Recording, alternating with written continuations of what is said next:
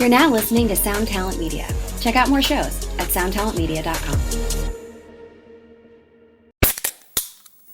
Hey, what's up, everyone? I'm Matt McGackie, the vocalist of Cryptopsy and the host of the Vox and Hops Metal Podcast, where I sit down with fellow metal musicians. We talk all about their lives and music while sharing killer craft beers. If you've ever wanted to sneak backstage and share a beer with one of your favorite musicians, well, Vox and Hops is the podcast for you. This week on the podcast, I dropped a killer episode with Kelly Schaefer of Atheist. There is this episode and over 440 other ones to help you enjoy life, metal, and craft beer. So what are you waiting for? It's time to become a Vox and Hops head. Cheers! Hey, what's happening, folks? Welcome to the last episode of 2019. That feels very, very strange to say. We're rolling into 2020, a new decade, and who knows what that's going to bring. But I can tell you one thing, it's going to bring you more podcasts, because we're not stopping this train anytime soon. Just a couple things to note before we jump right into this episode. Haven't talked about this in a few episodes, but if you are not part of our Facebook group, you should be. If you're on Facebook and you're going to deal with all that nonsense, you might as well make your Facebook experience the best it can be and come nerd out with the rest of us in The Tone Mob. If you just search The Tone Mob, you will find a private Facebook group. It's not public, so you can find the group and you can ask to join. Make sure you answer the questions so we know you're not a robot. But it's not one that your friends and family are going to get notified in if you're in there horsing around all the time, because, that gets annoying after a while. It's just much more fun this way. So, yeah, and there's nothing weird going on. We're just in there talking about gear, food, all kinds of nonsense. You can imagine whatever goes on this show, it goes in there. But if you're a jerk, please don't come in there, because we've got a good crew of people and we want to keep it that way. And lastly, I know this gets kind of old, but I just got to remind everybody, because the more I talk about it, the more you guys seem to use it, about tonemob.com/reverb. If you're buying things on Reverb on a regular basis, which I know a lot of you are because we're a bunch of gear nerds and that's what we do, if you just sign in through that link, go through tonemob.com/reverb for all of your purchasing needs, then a small percentage of whatever you do on Reverb comes back and helps support the show. And if somehow you've missed Reverb, if you didn't know that Reverb existed, it's like eBay, but only for gear. How much better? It doesn't get any better than that. It's fantastic. And they like it when you sign up. So if you use that link to sign up, that's, again, tonemob.com/reverb. They kick a few bucks my way, and it doesn't cost you anything. So even if you don't plan on doing any shopping, and you just want to make a Reverb account, just in case you ever want to do any reverbing, that helps the show as well. So thank you to everyone that's done that. That's been a very awesome program so far, and really, really awesome of everybody to help support the show and keep this thing going. Okay, my guests today are guests, yes, plural. They stopped by the Shred Shed probably a month ago, I think, roughly in there. It's Brian Porter and Marco Gonzalez of Porter Pickups. Great dudes. I won't get into too much because they're going to tell you all about themselves, but make great guitars, great pickups. They do a whole bunch of stuff, and we get into it in this episode. It's really, really fun, really, really good. Had a great conversation with them. So without further ado, enjoy.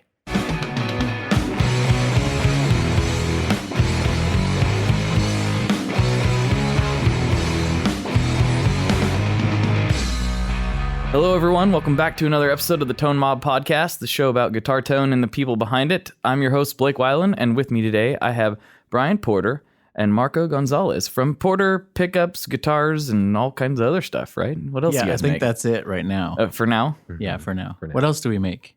Fun times. Fun times. We manufacture fun times. Yeah. It's not as easy as it sounds, everyone. I just like to say I'm talking through a pedal bag over an SM57 right now. So we'll see how that sounds. You're not the first. Okay. You won't be the last. I felt like it was a special thing, but now I don't feel so special. My friend Jess did that for a long time because I was too cheap to buy pop filters. And so we spoke into pedal bags quite often. It worked. Use what you have, right? Yeah, I mean, it worked. So it's very boutique feeling, so I like it. Yes, boutique. You know, there's a boutique. Does it ever throw you off when people say boutique? That throws me off a lot. Yeah, it does. I'm like, I don't think that's how you say that. I never ever heard that until I got into this business. There's no W in it, right? It's like, is it a Southern thing? But I think it because bouquet or whatever is spelled like BOU, right? Maybe? I think it's spelled the same way, isn't it? I don't know. Bouquet flower. I don't even know how to say that word. I don't. Bouquet. It's not. It's I've not never something. had to use it. Yeah, it's I've not just heard something it. I don't think about often, to be Yeah. honest. This is the most I've thought about bouquets in a long time. Yeah, I think we're losing topic too. Oops. I don't know if you've listened Sounds to this like a guitar podcast or player not, but stuff. topics are irrelevant. Like, we just say it's about guitars and then we talk about orange juice. It's a really weird thing. But since this is both of your first time on the show and all that, we should actually get into some meat and potatoes here. Yeah. So how about maybe probably best start with Brian. Sure. Let's start where I always start, which is what's your musical backstory? How did you get to? I mean, I first met you. You were making pickups, and now you're doing guitars. So let's talk about the whole thing, and then Marco, you can talk about where you came in at whatever point that makes sense. Yeah. So I was all the way back to high school was my first I really want to play guitar. I think it's cool. My friends were playing guitar, and at that time it was like Nirvana, Bush, Green Day, kind of in the 90s sort of like that was the popular music at the time. So, 3 or 4 chords and some distortion was about it. All you needed, and a Squire Strat Pack, I think was the other thing you needed at that point. Of course. That's because you got to have the Strat Pack, it came with an amp. So it was very cool. Of course. And so I remember only loving guitar at that point. I didn't really want to do anything else. And in high school, they made you decide, what you're going to do with the rest of your life. You had to fill out these forms. I don't know if you guys had to do that or not. Don't get me started. Yeah. So it's like, what do you want to do with your life, and how are you going to do that? What career path are you choosing today? And then from there, you're going to build the rest of your life. And some of my friends were like, I want to be a pilot, I want to be a doctor or a nurse or whatever. And I had to go through this checkbox because here's some suggested careers. So I picked forest ranger.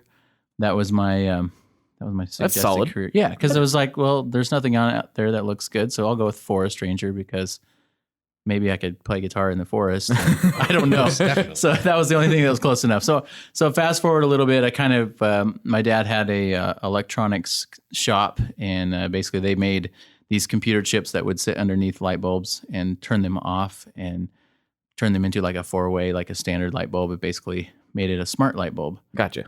So he had all the soldering irons and all the tools. And so I would go to his shop late at night and modify my Strat and, strip off the paint and change out pickups and swap the necking. So I kind of became obsessed with all things guitar at that point. And so I just wanted to do more and more guitar stuff. I never really had fun doing anything else. And so I kept kind of just messing with guitars. That's kind of how the bug started. And then eventually down the road, I started just messing with pickup winding because I figured it would be cheaper to make my own pickups than buy, I think it was lace pickups or lace sensors were the one that I had at that point. And so I put a few of those in, took them out, changed stuff out. And it's kind of like I just had the modding bug from there. Then I would wind some pickups and convince my friends to try them out. And I started doing that, and they're like, man, these are really, really good. So I'm like, okay, well, let me try something else. And I'm just a practical learner, so I had to jump in and make a big pile of wire. And so my first winder was a Harbor Freight drill with a buffing pad, chucked up in there. And then I ripped off the foam pad and did double side tape and was holding the drill and trying to wind a coil with one hand. And then I thought, well, I could probably put a clamp on the drill and then, do that a little bit easier. So that was kind of the early days of what became Porter at that point. And that's some legit scatter winding. Oh there. Yeah, legit. Yeah. And then the battery in the drill would die, halfway through the thing. And it was double side tape holding the bobbin on. So it'd go flying off halfway through. And it was just kind of like, this is not going to be cheaper. At that point I was like, this is really not going to cost me less money to make these, but kind of stuck with it. And then I made them a goal of I'm going to sell 2 of these a month, and I'm going to pay for groceries or something like that for my wife and I. And then eventually it kind of snowballed into a full-time job. And then as of 2 years ago, I started making guitars again, which guitars are kind of intertwined in the whole story, but we're officially back making guitars as of 2.5 years ago. So yeah, you said you mentioned earlier off the mics that you had apprenticed with another builder. Yeah. So you talk about the guitars a little bit. Yeah. So right after high school, again, it was kind of that what do you want to do with your life sort of thing. And there was a guitar maker in Boise named John Bolin who builds for ZZ Top and Aerosmith, Steve Miller, those kind of guys. He builds all those crazy ZZ Top fluffy guitars, and then the one with the knife that stabs in it and all that stuff. And so I spent 9 months with him teaching me a little bit of like the guitar building ropes. And I thought maybe I would like get a job with him and kind of get started instead of go to college. But we kind of built a Strat style guitar, and it was fun. I enjoyed it, and it's kind of like further hooked me into the guitar world, because it's like, man, this is like, I really do enjoy this. But then it was like, how do I turn that into a job? That was the thing. I never knew how to do that at that point. So I came back to it later on as far as guitar building goes, but always modifying guitars and fixing guitars and buying them and taking them apart was kind of the thing that got me into this mess. Yeah. All right, Marco, how about you? Well, it's a similar story on my end. I started playing in high school, like my first year, but I guess the funny thing is like my older brother played, and I think that's like why I was so like, at first I was like, I don't want to learn to play the guitar, but he was the one that was introducing us to like Blink-182 and like all of that kind of stuff, Sum 41, the kind of stuff that kind of gets you going into the deep end. And then from there, it was like bands like Megadeth and Metallica. And then I just was like obsessed. And luckily I had like a group of local dudes in Fruitland, Idaho, is where I grew up, by the way.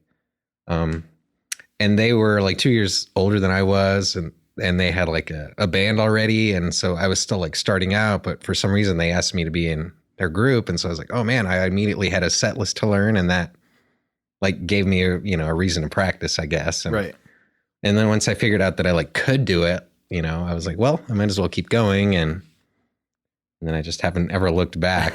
So, and then it's weird to kind of think about it because of that, like guitar choice, and because I've been so obsessed with it, like it turned into kind of like meeting friends through friends. And then somehow, because I had heard about Porter pickups through another mutual friend in the scene that I guess used to go to Brian's church. And so he was like, have you heard of these pickups? They're so cool. And so I knew that, he was here in Boise, but I'd never like known where he was or kind of like what kind of the deal was. But so I kind of just put it in the back of my mind. But then another friend I had like was helping Brian out at that point in time.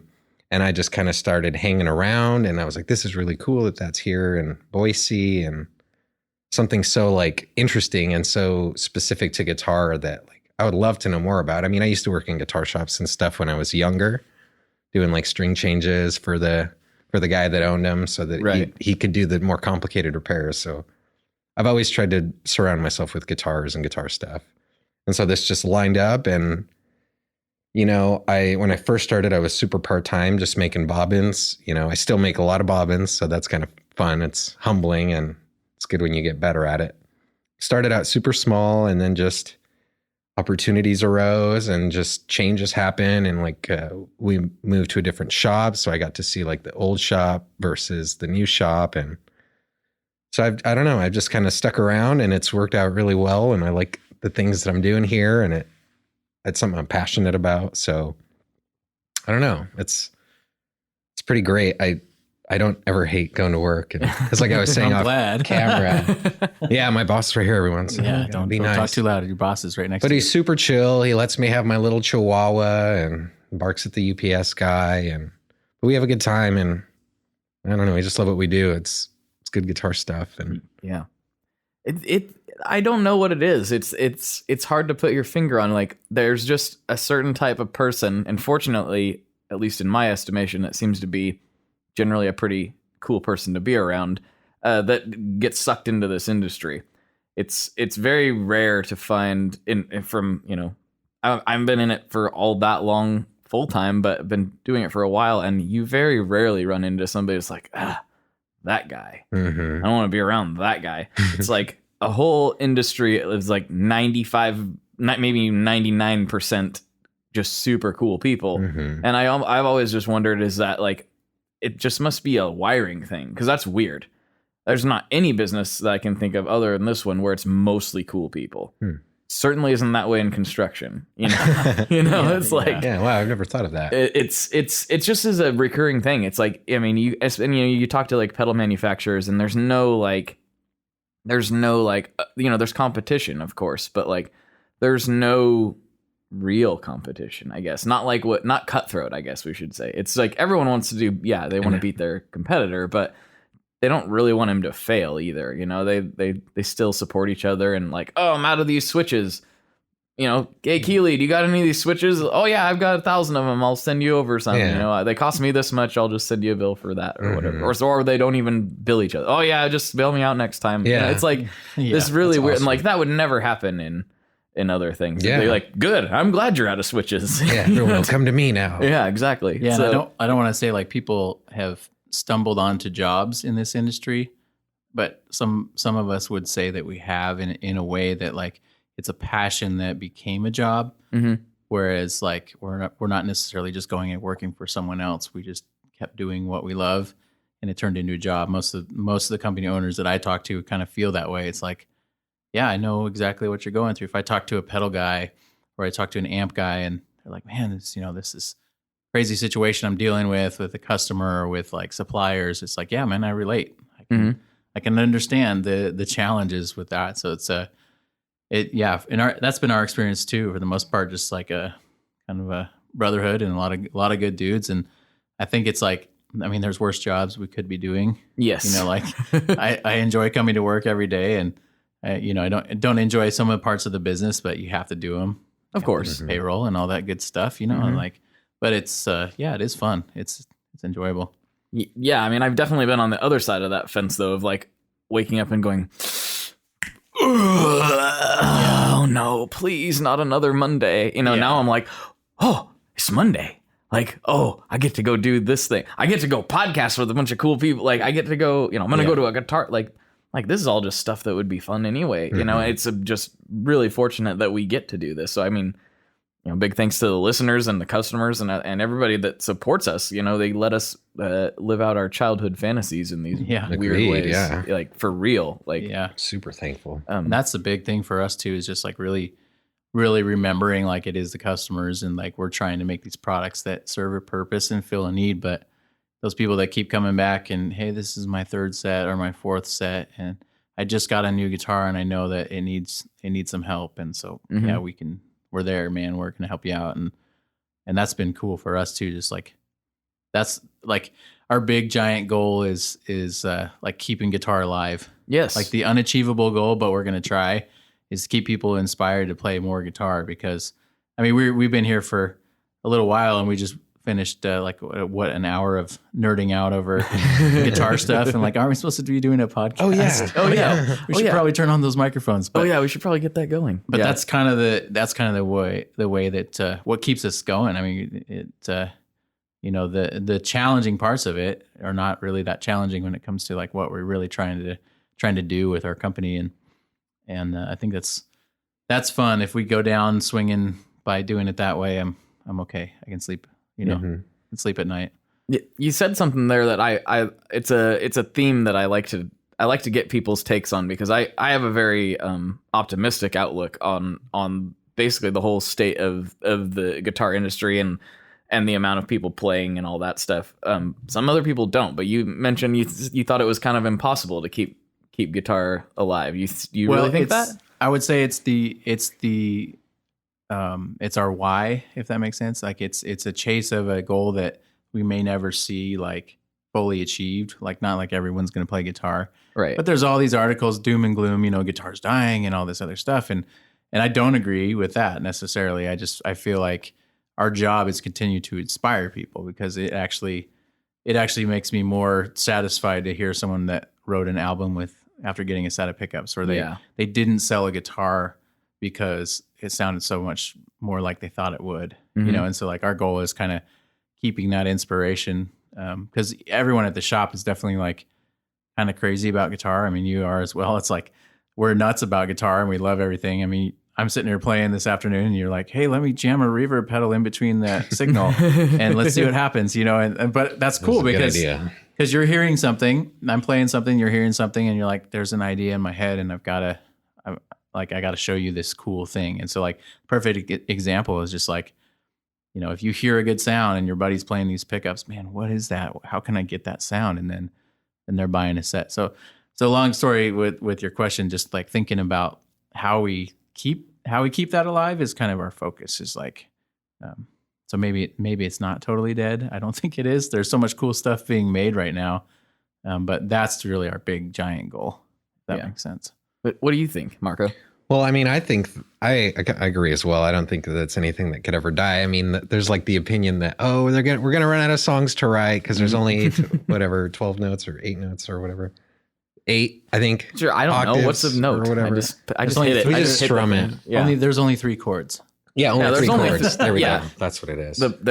There's power chords, and that's pretty much all I know. So you guys are way ahead of me right now. Yeah, and but yeah, like I mean, as long as there's amazing musicians that keep just pushing it. I mean, no one has to tell any of these artists to do what they do. They just do it, you know, and doing some amazing stuff with all the new stuff that's coming out. And you're like, oh my goodness, like that just, I mean, I can see the side of it where like you see somebody that just blows you away and you're like, wow, like I want to stop. But like, I don't know if I just subconsciously like train myself, but like when I hit that moment, all I think is like, oh man, I just want my guitar now. And I want to go. Right. Yeah. What pedals was he using? Like, how can I get my hands on these pedals? You know, and just like that inspiring thing. And I feel like people pushing themselves to be the best that they want to be will like in turn keep pushing other people, you know, like it just is, it's better for everybody. And I think that as long as they're those like people that can keep doing exciting things or like that are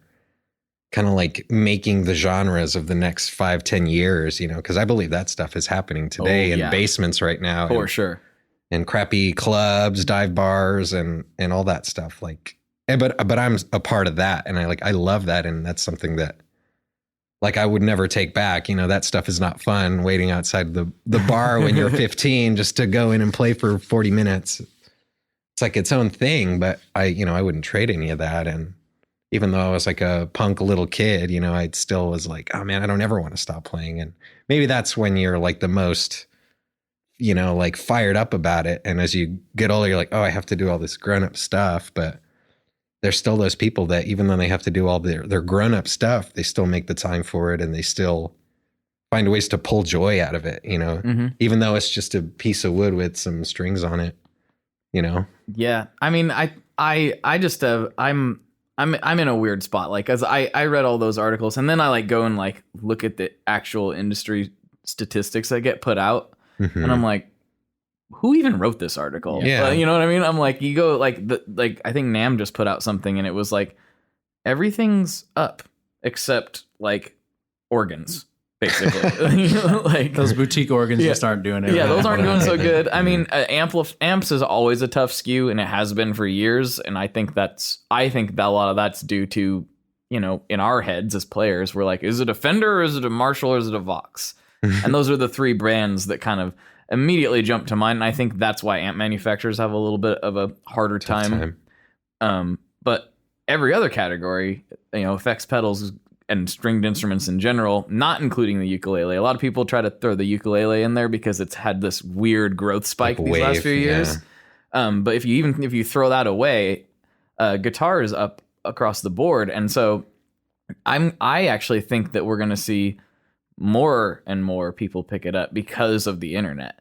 I think everybody's like seeing what's possible now. Like 5 years ago, you know, people didn't really understand. They were like, wait a minute, you can make money on YouTube?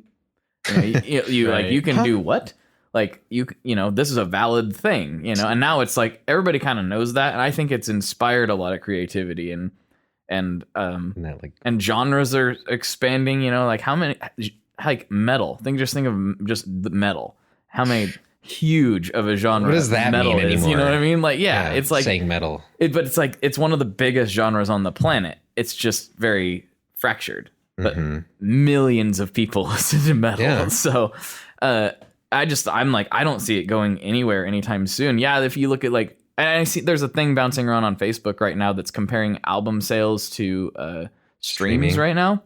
And I'm like, this is a stupid comparison because like if the streaming was back then, because it was like showing like Jimi Hendrix and a bunch of other people compared to like Drake and like and they were trying to compare the numbers. I'm like, you can't compare the numbers. Yeah. Like they bought the album one time and spun it an equal amount of times as whoever streamed the Drake. Like, it's the same. Like, why are we looking at these numbers in such weird ways, I guess, is every time one of those articles comes, I'm like, you are really looking at this data in a way that you're extrapolating a lot of things. You're taking strange things out of it. But, that's an interesting point, because I wonder that, like, they would have spun that album, that Jimmy album, maybe more than the streamer, or just the same. Sure, let's say that they were the same. I'm guessing it's the same, But, like, what generation would have meant a lot to more, because, like, now with everything streaming, like, I can go and put on the Drake album, and then I'm like, oh, I'm tired, I'm going to put on this album, or, oh, like, the change is so quick, and maybe we don't, like, appreciate it for what it is. And maybe back in Jimmy's times, people would get the album and spin it and then just, like, like, gob over it. Just, this is amazing. And just so, and that can happen today, but maybe it meant a lot more when everybody had to sit around the tape player, or the CD player, the vinyl player, whatever you call those. We try to do that here. I mean, I obviously, most of what I listen to is streamed, because I'm, it's 2019. Yeah, it's easy. Yeah, it's super easy. Yeah. Why not? But I love vinyl, and some of it's the sound, but honestly, a lot of it is just kind of the tactile, intentional nature of the ritual almost. It's like, I'm gonna put this record on, and then, like, I'm trying to, like, show my kids that, I'm like, the other night where I was like, all right, we're not gonna watch TV, we're gonna listen to a record, and he's like, okay, and I, like, you picked the record, you thumb through, and like a good son that he picked a Thrice album, so of course picked Identity Crisis, and I was like, wow, you are my son. This is wonderful. Good. It was a test of his sonhood, right? Yeah, I was like, what's he gonna do? But I mean, we don't buy vinyls unless we really like them, so it's going to be really hard for him to mess that one up. So, he could have picked anything. It would have been fun. But nice. I don't know. I think that's all really important. But do you see genres and things, like, for, like, the products that you guys make? Do you see, like, a certain type of player gravitate toward your stuff, or is it kind of across the board? Yeah, it's we try to develop models that have a need. Basically, that's like the boiled down winding philosophy that we have. So it's like, if this model is going to be extra crunchy in the bridge, and it's going to have a balanced neck to it, and that's, like, going to fit certain players of a certain style. Typically, like, there was a season when we first started where it was all about, like, okay, how good is your PAF, or how good is your 60s Strat pickup, or do you have a 52 Telecaster no caster bridge that I can buy? Everything was kind of more of the clone mentality a little bit. So it's like, you got to have this flavor of this. And so we started out with a lot of those type of models, like inspired by this, not claiming that we had the best copy of a PAF, but just, this is our take on the PAF. And then as we started expanding, we started exploring newer wines that would, like, fit certain styles. There'd be people like it. Yeah, I play in a funk band, but I have a Strat. I need something that's got really tight response, and I needed something that's just gonna kind of just be really snappy. And so, like, oh, well, let's do our S90s, just our P90s in the Strat case, and they're, like, just real tight response and stuff like that. So different genres, like, we try to hit them. Like, we're definitely not, like, if you came to us, and we're not like a metal pickup company or like a high gain pickup company. People wouldn't consider us that necessarily, but our range has continued to get broader and broader. And then we were talking today about, actually, do we need to get rid of a model or two, because now we've replaced it with something that maybe fits what we thought that model was going to do a little bit better. And so we're constantly refining, but really everything that we wind has a purpose. It fits into some sonic territory. It works well with certain amps or certain pedals. And that's kind of the way we approach it with our customers. It's like, what are you looking for? And then how can we kind of make that pairing just for you, basically? Yeah. It's interesting that you said that, like, you wouldn't consider, like, a high output or a metal company per se, but yet, like, when I was playing your I forget which what do you call your Filtertron style one? No, just the Portertron. The Portertrons, yeah. Mm-hmm. So the first thing I was like, oh man, we got to get these in a baritone, and like, that's yeah. I think there's been a kind of a change in the perception of what heavy guitar sounds like too, especially with, like, a lot of players kind of going back to older Les Pauls, and then, like, lot of the stoner and doom guys playing lower output passive, pickups. And that I've always thought that those kind of things sounded better for how I like to play for heavy music in a weird way. Is that a trend that is existing, or am I just kind of projecting myself in the... No, I would say definitely, because it's like there was a little bit of like at the same time it was like, well, if a pickup reads this output, on the meter, it's going to sound this way, which is totally false. And it's just one of those pickup myths we always kind of have to keep fighting a lot of times as a winder. What's like a standard? Like everyone's always like, what's it measure at? And I don't even know. Like what any of mine measure at. I have no clue. There's not really a standard. I mean, it depends on the model. Like your older PAFs will be in the 7 to 8K range, and then like some modern high gain pickups might be in 12 to 14 range. Strat's like 6K. Yeah, the average Strat, right around 6K. It's kind of a magic number. Yeah, but it's kind of like it's one of those things you read. If you go and read like, oh well, I don't want a hot output pickup. Well, it might read that, but it's not necessarily going to tell you the whole story. Yeah. And so that's kind of what we've been trying to do is say like, yeah, this reads this, but don't judge it before you hear it. So like you played the Overdrive Plus in our semi-hollow earlier. That reads what would be like 10.5K or something. It's not. It wasn't 11. Like melting your face off, but it reads in the range where someone's like, oh, that could be a heavy metal pickup. That could be a super shredder pickup, but it doesn't have to be. Right. So that pickup's actually almost like EQ'd a little bit different in a way. So it's got a reading of something that's stronger, but it actually has a fatter bottom end, and there's other stuff going on there. So I think you're on the right track, because there's definitely like a trend of, I don't really need this, because I would rather start with, especially a lot of times when you get a muddy guitar, you'd rather start with like the cleanest guitar you have or the cleanest sound you have, and then kind of add it in with your amp or with your effects. Whereas if you start with a muddy guitar, you can't get rid of that. Yes. There's no way to get rid of it, really. And you can try a bright amp and kind of help tame it. But so people like you're saying, they're leaning back towards a cleaner initial starting point, and then they're kind of shaping their tone, knowing that the foundation is kind of like as clean as it can get. So you're onto a little bit of a trend there, because it's kind of, I think people are realizing that you just need to find that balance for your guitar and start with that reference point, and then tweak it from there. Because how many cool effects and how many cool amps do we have nowadays to make the rest of that happen? Right. So I just had Scott Middleton from Cancer Bats on, and I'm going to probably reference him for like months and months, because they're one of my favorite bands. But he's a big EMG guy. Now, what's funny to me is that like I've never been able to get myself like the classic EMG like 81s and stuff. I can't get a good sound out of those to save my life. He has one of my favorite metal tones ever. And he's not really playing those so much anymore, but some of those early records, I'm just like, oh, his tone's insane. It's the EMGs.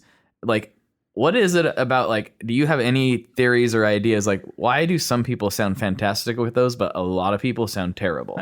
Like me. Yeah, I'll say something quick, and then you can jump in, because I just think it is like, I mean, we've seen that with some different players, like maybe notable Strat players, not to mention any names, but they play something different brand, a different set of pickups, a total different guitar, and it still sounds like the guy, right? And so some of it's touch, some of it's the individual guitar they're so used to playing, right?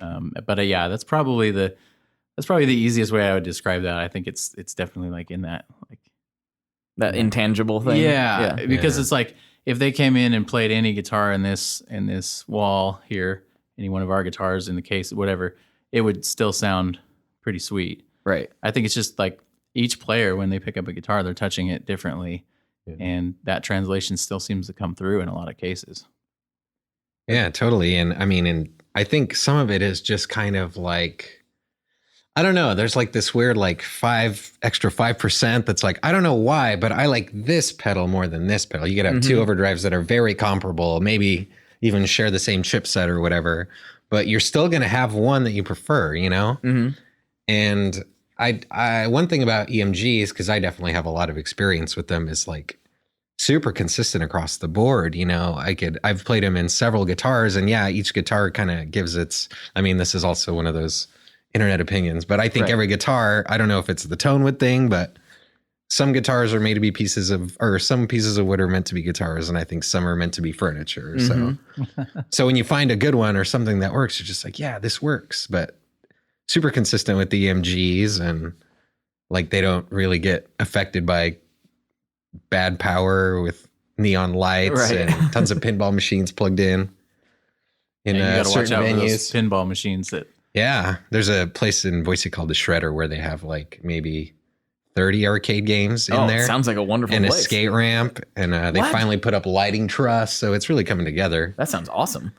But I don't know. Yeah, I have EMGs and guitars, and I mean, there's one guitar that has them in there because I don't have any other option really, because they're just in there. And what do you mean you don't have another option? Just because of their weird like soap bar routes. And okay. In this guitar, I see that you've got some of those. And I'm like, oh wow, I want to find some covers like that. He's trying to hint that I don't make those yet, and so he wants me to develop something in that size. Well, and I would be the one making really them, going on. so Yes. they're for me. So I would have a full say in the matter. Yeah, nobody could see because we're audio, but he pointed at my Roni Paramore 7-string, which everyone thinks has active pickups in it because of those covers. But it's just the covers. I'm like, yes, that's the size route that I have. And once I can find those, like I'll definitely prototype me some 7-string stuff. I have no idea where I've never seen them before. Yeah, neither have I. It's the only pickup I've seen that looks like that isn't. I'm not saying it's the only one. It's the only one I know of. They're Roadhouse pickups for the listeners.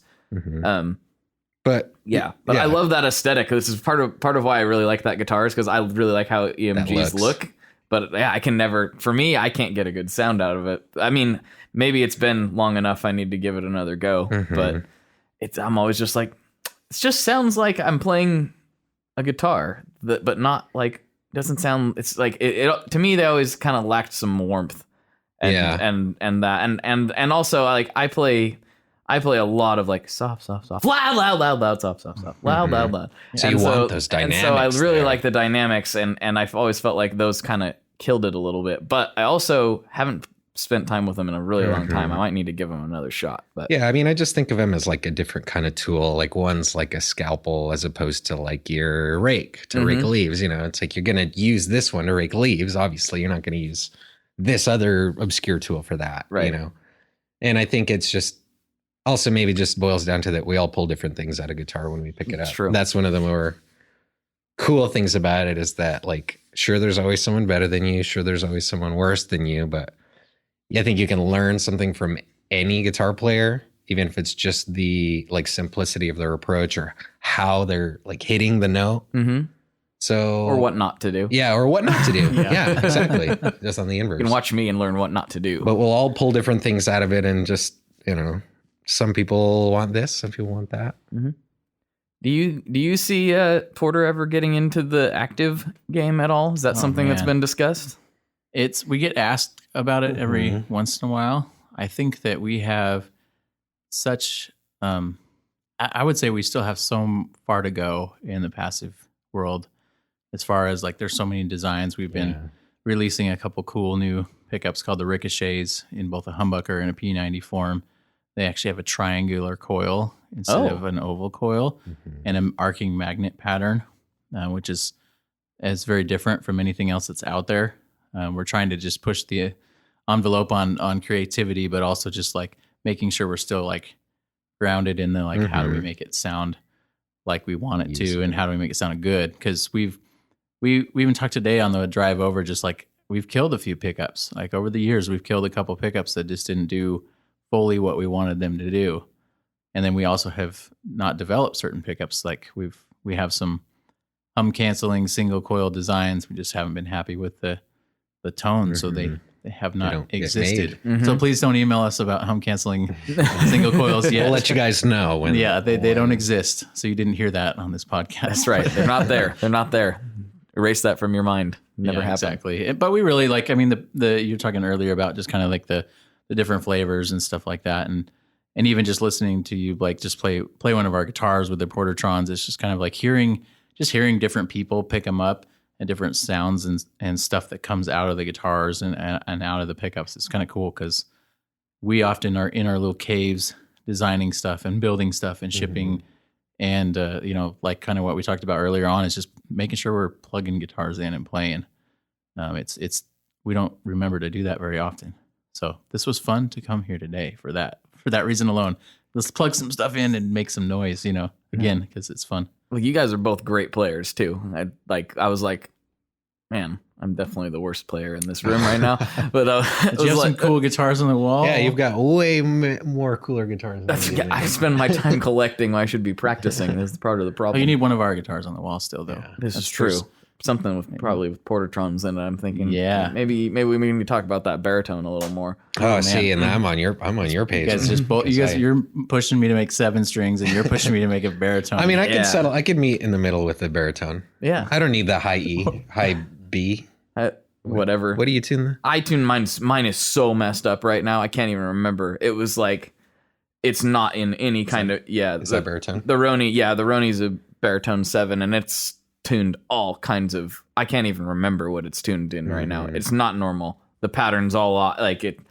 I basically what happened is I listened to Covet too much. And then I thought I'm never going to be able to play like that, but maybe I can experiment with weird tunings and open tunings like she does. And turns out I can't. But I did it anyway. I don't know. I actually did come up with something kind of cool in my own way with it. I made a weird stop motion video for Instagram a couple months ago, but cool. I played that guitar on it in the weird tuning. And it sounds absolutely like you would never listen to it and be like, that was inspired by Covet. That sounds absolutely nothing like it at all. And see, that's cool. And that's why I'm not worried about guitar going anywhere, because we can listen to this and this gets input and then we're going to do what we're going to do. And this weird thing comes out and you're like, well, okay. Yeah. Yeah. I hope someone likes that, I guess. Yeah, right. It didn't do that well, so obviously, but I thought it was fun. Yeah, and that's kind of what is the point. Yeah. Right. That is the kind of the point, right? It's not forgetting to play. I mean, that's my thing. It's like people are like, man, it must be so cool. You got all these guitars in your shop. You must just sit there and play all day.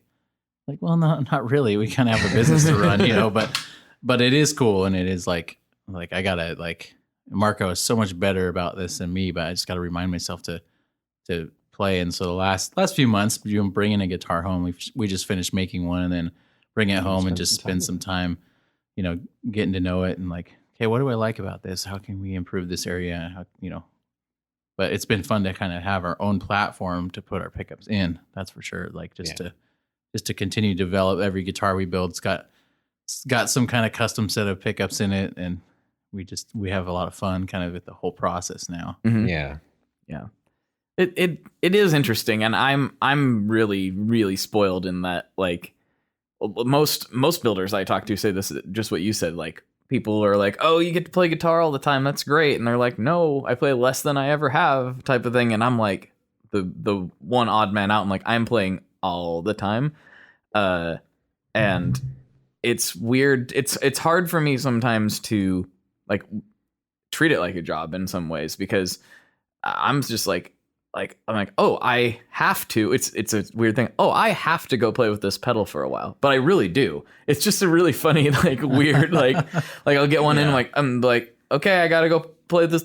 Wait, this is what I used to do for fun. I mean, it's still fun, but it's my job. It's such a weird, like, I feel really spoiled in that way. There's a deadline on having to play the pedal by a certain date, right? Exactly. Make sure you have a video done or whatever you're doing. Yeah, exactly. A video done or just feedback or whatever the case may be. But it's just it's strange. It's hard for me to wrap my mind around sometimes that, like, this is work. Okay, this is work. Yeah. All right. Okay, this is fair. Yeah. And sometimes we've been doing a lot more like local installs and stuff for people now that we have like a showroom and a drop-off point for guitars, and people bring something in and they're like, man, I just need this to sound different and change. And so we'll swap it out, and then we'll often be like, yeah, it'll be ready on next Tuesday. And then it's really ready now, and so we spend a day or two just jamming on their guitar before we return it. Not all the time, but there's a few where it's just like, man, like knowing what it was and what it is now, it's like, this is cool. I think they're going to like it. I mean, you did a Telecaster with two humbuckers and chrome bobbins or something crazy like that this week. And it was cool. I mean, the guy was just like, hey, I have these pickups, and local guy, never heard, well, kind of local. He not from the area, but someone at another music store though was like, oh, did you know there's a pickup shop here? And he just came on down and brought a guitar. And it's funny, he actually was like so specific about the tone that he wanted to get that he brought down his little Princeton and his whole pedal board and with like 4 fuzzes on it and this and that. And I was like, oh my goodness, but you're really like, you know, taking this seriously. But I mean, he just played one of the guitars that we have that's like a demo guitar, and he was like, this is the sound that I want, this one, you know, make me this exact thing. Yeah. But then so Marco's like the little doctor. He writes him the prescription. Cooking to order. Tone doctor. Yeah, you want this doctor. medium rare? Okay, yeah, I can do that. Yeah, exactly. It's fun, you know, and then that just like is like a fun little, like if you can hit a mark that somebody sets, that's like a nice little pat on the back. You're like, cool. They're gonna be stoked on their guitar tone, and they're gonna go record some music, and you're in a way going to outlive your physical form because you made that and it's making tones. So I don't know. Yeah. It's kind of like a weird, kind of like the album thing. Like, oh, you make an album and that's like, you know, that's always there. Yeah. Yeah. It's funny. I mean, I get a strange amount of pleasure out of helping people get good sounds. Yeah, it's weird. I'm like, why am I so satisfied by this? Like when you see somebody's eyes light up, like it doesn't matter. Like, oh, you just showed them a pedal or whatever. Like it's not that big of a deal. Like what it's like, I'm not like I changed their life, but in my mind, it's like, man, I know how excited I get when that happens for me. Like when somebody shows me something that changes my perception on what sounds can be, and so like I get excited for them. Like I was talking about. You guys were playing this Benson Vincent earlier. I was talking about when I took it to Frank Eero to check out. And then I just saw the other day that he bought one. And I'm like, I have this weird sense of satisfaction out of that. It's like, I got nothing, like I didn't get anything out of it really, but it's like, oh man, well, I bought that white Les Paul over there because of him. And so the fact that he's now playing that amp and one of my fuzzes is like, really weird to me. Like it's hard for like 15-year-old Blake to even fathom that. You know, it doesn't make any sense. He wouldn't have believed you if you would have told him that. No, the things that this industry lets us do is just kind of unreal. Speaking of that does lead me into the next question is like, you had some pretty crazy things happen. You've gotten exposed to some pretty famous people and interesting people through doing this. Do you want to talk about any of that? Yeah, I probably shouldn't talk about one that happened recently. It's just been crazy events. We built a guitar for someone who played at the stadium there on the blue turf in Boise. So if you want to Google that, you can figure out who that was. But I should probably keep it like pretty vague. On the vagueness maybe factor a little bit, but we don't want to end up in any low places. No, you wouldn't. Yeah, especially if do you have friends there? No. No one should have those. No one should have friends in low places. Okay, definitely. All right. Yeah. So it's kind of like with the guitars. We've had a couple of cool little things that have happened, just getting them in people's hands. But one of the things I found interesting was like going from pickups, which is like this little accessory that goes into a guitar, to now making the full guitars. Like, man, this is a whole different ballgame. Yeah, and I knew it was. It wasn't like I was unaware, but now it's like, man, it's like it is another business within a business, basically. And so that's been a journey for us trying to like, I think we built about 100 guitars in the last 2.5 years. So we've been building quite a few, at least for getting started again. But it's been like how do we show off the guitars? We thought like there was a little bit of a connection from like, okay, people know about our pickups and now we're into guitars. This is kind of weird. Most people know like, well, they know our guitars are going to sound good. So that is kind of out of the question as far as like, oh, I don't know if they're going to sound good or not. Well, they know that because of a reputation of the pickups, but that wasn't enough to make it like this like brand that was really moving a lot of guitars basically. So it kind of, I don't know. For us, it's taken a little bit of a journey, but we've been building them completely in the shop, which was another thing that we kind of like had to overcome. It was very strange. Like, this industry, like a lot of times where maybe someone won't build their necks, or they're building parts casters and they'll put them together, and we decided that we were going to build them from scratch from the beginning, and that was a that was a tough road, but I think it's paid off because a lot of people are like, wow, you really did build this whole thing and completely in your shop. And that's been fun. Mm-hmm. And it just, I don't know, in doing that, it really has helped us kind of like find more and more of like ourselves, I guess, in the build and the little unique things about it. Cause I mean, one of the things that I like to think is that like, you can definitely see the influences when you look at that guitar, and there's like a lot there that's like familiar and comfortable, but then at the same time, it's just got its own different feel entirely. And even just playing like, you know, some of the guitars are like, you know, 4 or 5 of them from different like eras, I guess I could say, even though it's only been the last few years, like they each have their own thing about them too. That there's not one that's like, there's not like a, you know, they're all the same kind of. They've all got their own voice kind of. And especially when you're like, you get used to playing through the same amp every day, like before you leave the shop, you're like, okay, now what am I hearing out of this guitar that I'm not getting out of the other one, you know? And it just, they've all kind of been very unique. Like, you know, they're all their own little snowflake. They're all unique and they're all, Snowflake doesn't sound very tough. Or but I mean, musicians are all so tough. All of us sensitive guitar players, right? That's right. Who get offended if someone insults our tone or what, tells us to turn down. Our tone didn't Oh sound no, good. he said my big muff sounded terrible. What do you mean you couldn't hear me when I stepped on it? What do you mean? I read on the internet that it's supposed to sound like this, you know, or whatever. Like that. It's amazing how, you know, it's, well, obviously we're all extremely passionate about this stuff, but I'm sure you guys can relate to this. It's amazing how angry people get sometimes about something that's entirely subjective. We had a guy, it's been a long time, fortunately it's been a long time, but you know, I run there's a gear group attached to this podcast on Facebook. A lot of people know that already. It's the Tone Mob. For any listeners who didn't know that, just search it on Facebook, you'll find it. There's a couple thousand of us in there, so it's not the biggest group, but once in a while, somebody comes in who's like unfamiliar with the community. Like everyone in there is pretty chill. Like everyone's real cool.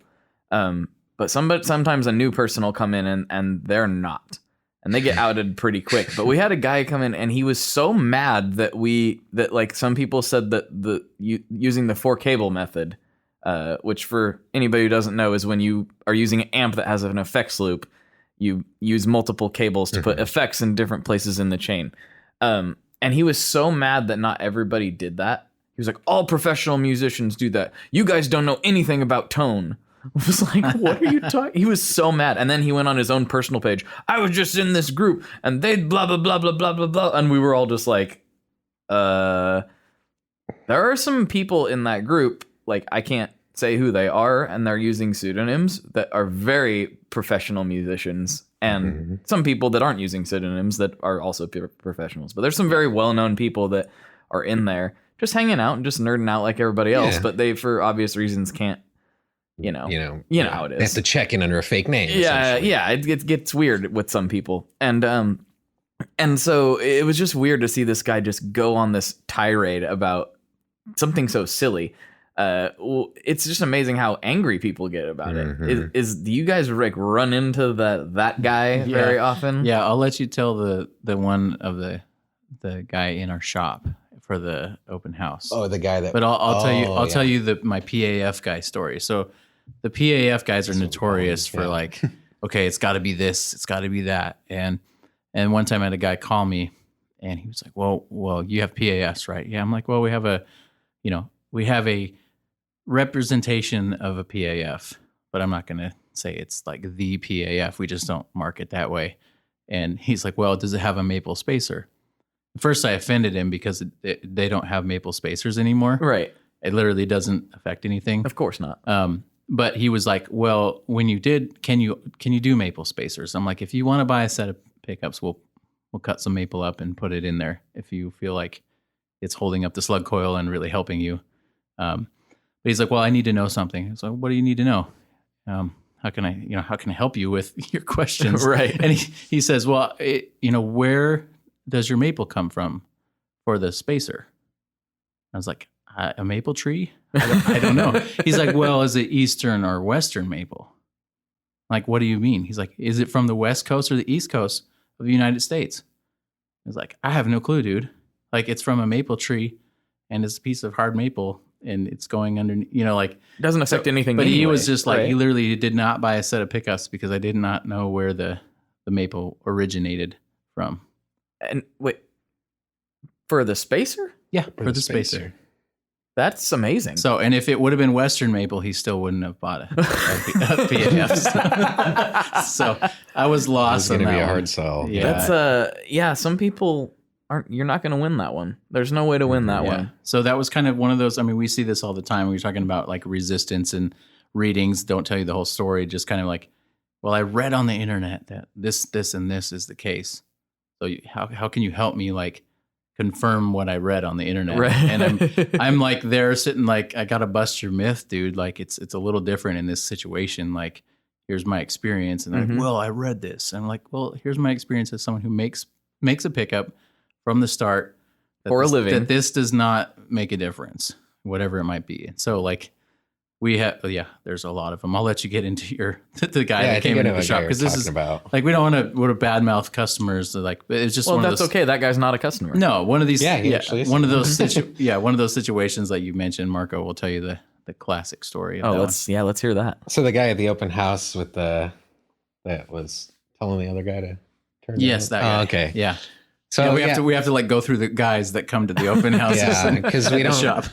Yeah, it's like more the faces and kind of the lesson. It's like court cases, the ones that set a precedent.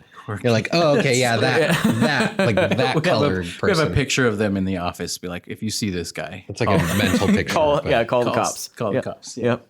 But just he like so periodically we'll do an open house because where we're at off of Chinnan in Garden City is very like you wouldn't know that there's guitars that get built back there. So we like to try and advertise the open house, and for like 3 or 4 hours, like after we're done building for the day, we'll open the doors up and people can come in and check out what we're doing, kind of do a little tour. And so it's very interesting, the kind of people that come in, like all kinds. So it's very fun. It's like you never know what the open house is going to hold. But I think I can't remember if this guy came in. He must have come in first with his like significant other, and he was talking about, hey, he works for one of the big shipping companies, and he moved from Nashville, and kind of one of the name dropper types, like, oh, I know this guy, and oh, I was hanging out with this guy before I moved up here, and all this other stuff, and super name dropper, which that doesn't make you not a cooler. good indication. Doesn't make you cooler, anybody, just so you know. Nobody cares. Nobody cares. But then he was like, well, let me play. And another thing that he really was like adamant about, he's like, how come you don't have one guitar for every pickup model that you make in the showroom? And we're like, well, I don't. I mean, a lot of guitars. We need a lot of guitars, man. Do you want to like bring us 7 Telecaster models and 6 Strat models and whatever? It's like we can't have. We don't one have of that every much guitar. room. You want to bring them Yeah. to us? Sure, Yeah. man.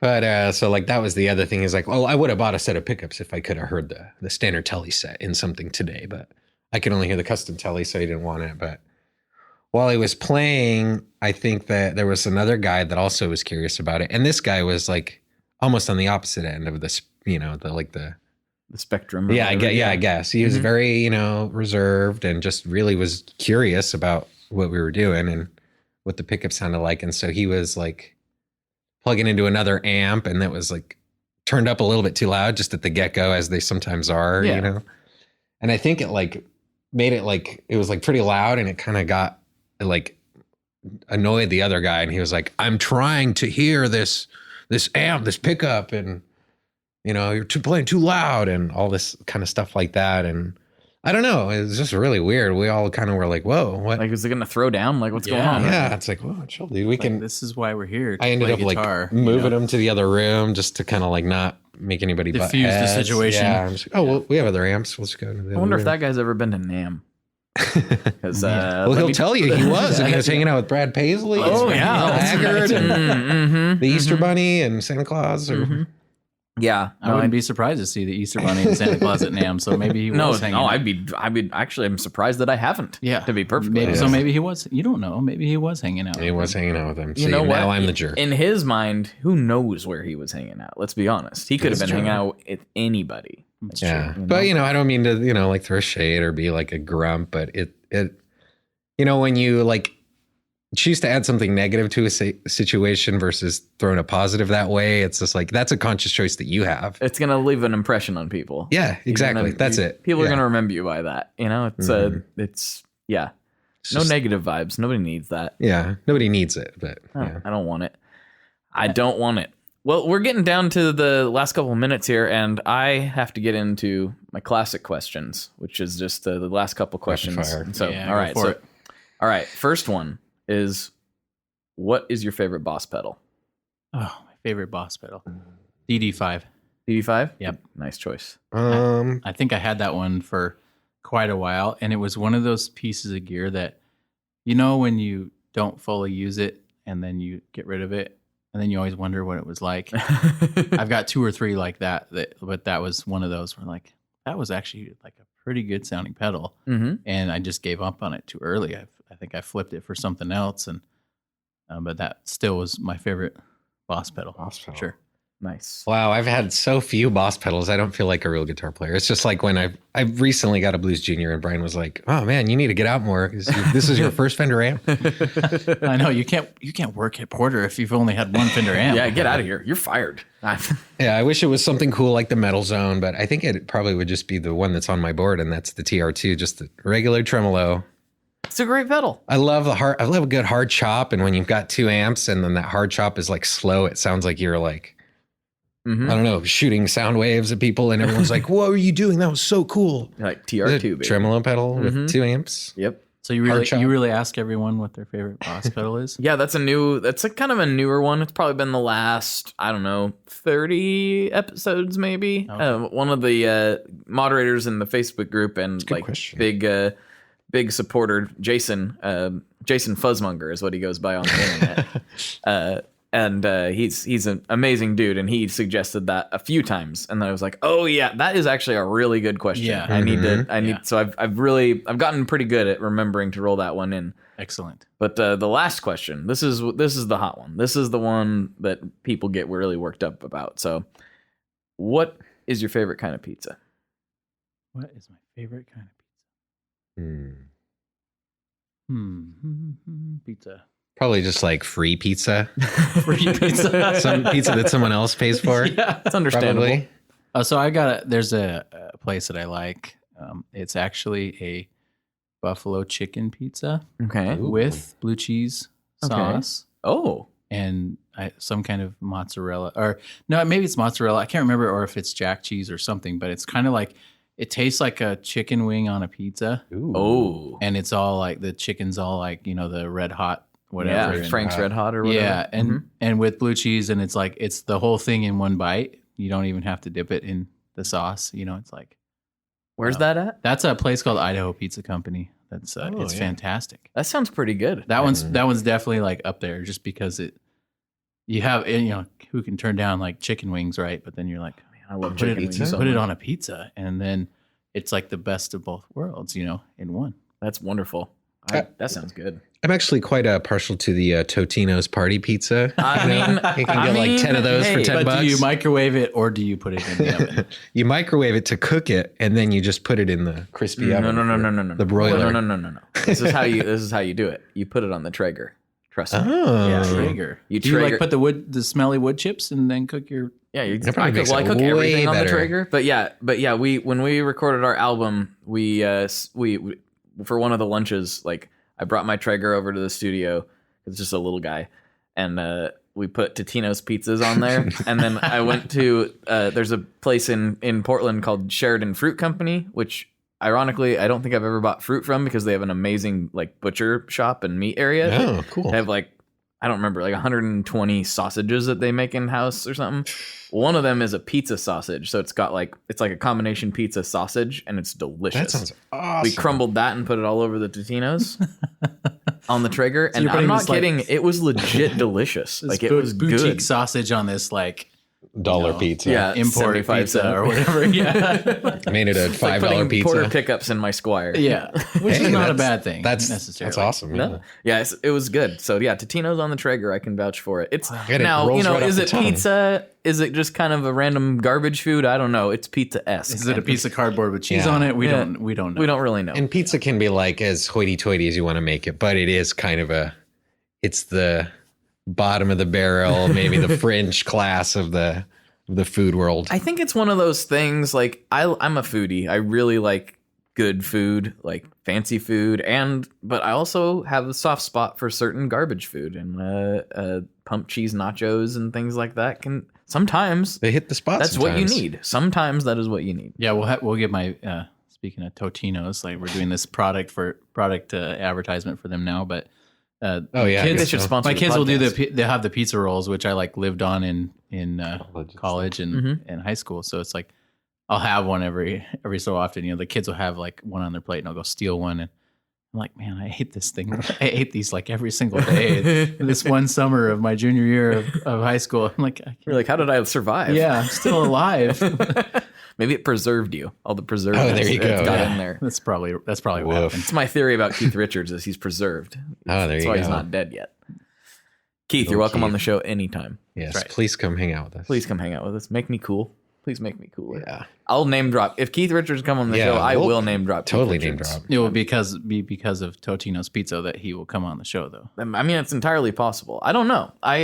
Yeah, we'll get there. But hey, we did an hour, and I know you guys got some things to do. So maybe here's a good chance for you to plug away. Where can people find you on the Yes. interwebs and otherwise? So you can find us at porterpickups.com, porterguitars.com. We also have separate Instagram accounts. We have the secret guitar Instagram account called Porter Guitars, and we have Porter Pickups Instagram, social media, YouTube, all that good stuff. Yeah, we have a podcast of our own, the Porter Yes. Tone Cast, where you can get it pretty much anywhere that you can get your podcasts, I believe. I think so. Yeah. I haven't looked, I guess, but I you don't- guys it's, should it's know. somewhere on the internet. Yeah, we're out there. Yeah. But yeah, those are the great places to find us, and check out sound clips. We do have a little TV show that we've been doing over the last couple months, just mostly just kind of talking about subjects in the shop, a little bit more like a podcast, but more video form. I'm talking about like the development of some of our guitars. We took the camera with us on a road trip to a guitar show a few weeks ago. So stuff like that, if people want to check out some of that content. Same. But Instagram is a great place. We have fun with our Instagram. It's not completely serious and polished all the time. We post memes and sound clips, and a lot of times we just turn the camera on, for better or for worse. It's like, this is what we sound like today, and we play something. We just try to share tones and that kind of stuff. Bad puns. Oh yeah. And also, we'll be at the Winter NAMM show. So if you're going to be there, you can figure out where we are and come say hi. Come shake our hands. Come give us a high five, or And then use Come hand name sanitizer drop or afterwards something. because it's NAMM. Yes. oh yeah, Yeah, exactly. take your airbornes or whatever, everyone. Yes. And Avoid if the you- Namthrax. Yeah, I'm gonna be down there too, everyone. Don't think I've said that on the podcast, but of course I'm there. I'm there every year, but I am definitely there this year. So I don't know about the pizza party yet. I don't know if we're gonna do that. So don't hold your breath, but I'm working on it. I'm trying. We'll see. Excellent. Totino's, It right? might be Totino's. It might be Tatina. Actually, I don't know. We'll see. I don't know. Figure out I the- really want to do the pizza party again. I just don't know. Last year was like there were so many people that showed up, and Really? we super like we're not supposed to be where we were. So Oh, we'll see how it goes. So, Yeah. all right, everybody. For the Porter folks, this is Blake, and as always, good luck in good tones. All right, there you go. Another one in the can. And man, I still can't believe that's it. That is it for 2019. See you later, 2019. You treated us interestingly. Well, you treated this show well, so that's all we can really ask for. That's all I can ask for. You guys actually treated the show well. What am I talking about? Thank you all so much, and I hope you have a fantastic new year, like a truly epic 2020 to the year to beat them all. I mean, let's set this decade off right. Let's do it with a bang. And also, want to see you guys at NAMM. I'll be there. I'll be hanging around. You can message me on the socials or comment or whatever. I'm around. You know where to find me. info@tonemob.com and all that good stuff. Okay, the moment a lot of you have been waiting for and been just wondering when I was going to bring it up. Adam from Satellite Amps sent me a orange pedal recently, and it is a dirty boost pedal. It's got both of our logos on it, and his instructions were to give it away. He said to give it away to somebody who's going to enjoy it. There's only one on the whole face of the earth. That's right. Nobody else will have this but the winner of this little contest that I put together. So, the first person to do all of these steps, and I'm going to double check you, so don't be cheating, will win this pedal. Okay, here's what you got to do. You go to Instagram, you follow at the Tone Mob, that's me, and you follow at Satellite Amps, that's Adam, and then send me a DM with your favorite gear purchase, or it doesn't have to be a purchase, the coolest piece of gear that you discovered in 2019. So that's all. Just follow at the Tone Mob, follow at Satellite Amps, and DM me with the coolest piece of gear that you think came out in 2019. That's it. And the first person to do all those, you get a pedal. I'll send it to you right away.